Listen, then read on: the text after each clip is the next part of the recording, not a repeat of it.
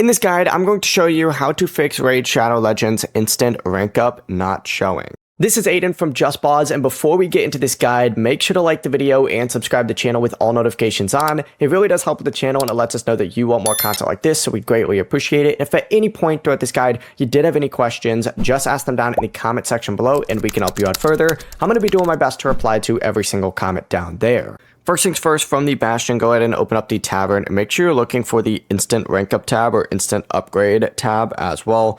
You have to select your champion and then you're going to see instant upgrade all the way down in the very bottom. So you can go ahead and select that.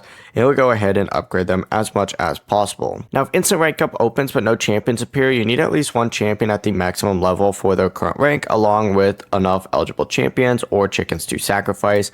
Check that your material champions are not locked, stored in either vault, placed in the sparring pit, and assigned as faction guardians, empowered, or used in the classic or tag team arena defense.